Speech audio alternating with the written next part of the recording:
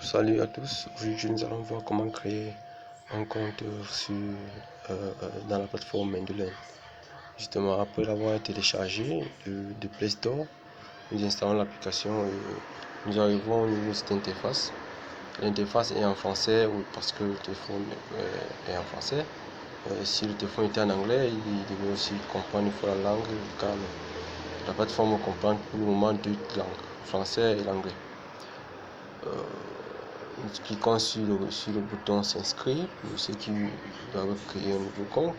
Nous avons deux types de comptes, le compte personnel et le compte établissement. Le compte personnel, c'est pour les enseignants, les élèves, les étudiants, les parents.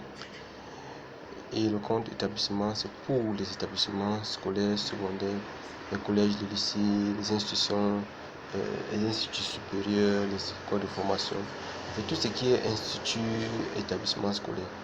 Alors, nous allons commencer avec le compte personnel. Lorsqu'on clique sur compte personnel, directement la plateforme nous présente un formulaire à remplir. Lorsqu'on a fini de renseigner les informations appropriées, nous pouvons maintenant cliquer en mettant le mot de passe qui correspond. Et là, il permet de voir le contenu, c'est pourquoi ça n'a pas été doublé. Après cela, vous vérifiez bien si toutes les informations correspondent. Et puis, vous cliquez sur s'inscrire. Si tout s'est bien passé, le serveur va nous envoyer une information.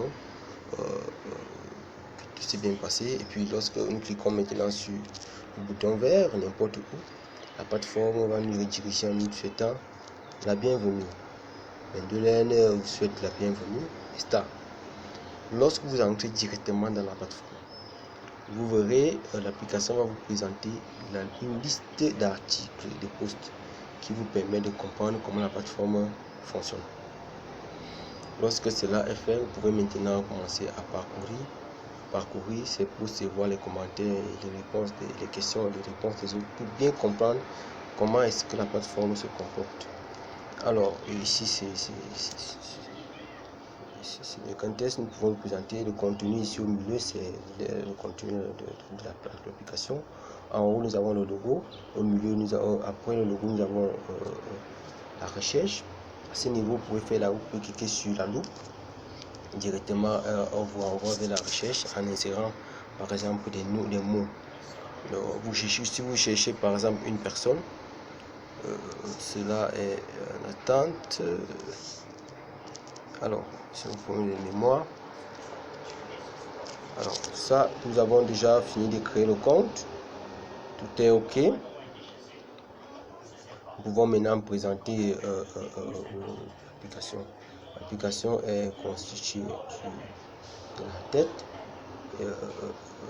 dans la barre de menu du haut, le logo, recherche, notification, et puis le bouton qui va vers les profils et les paramètres.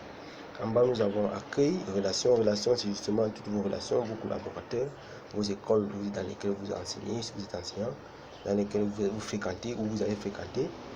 Maintenant, document, c'est votre espace de documents où vous voyez tous vos documents que vous avez postés et c'est avec lesquels vous avez eu des échanges.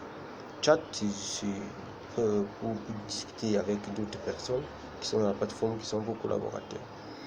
Je pense que c'est tout pour cette vidéo.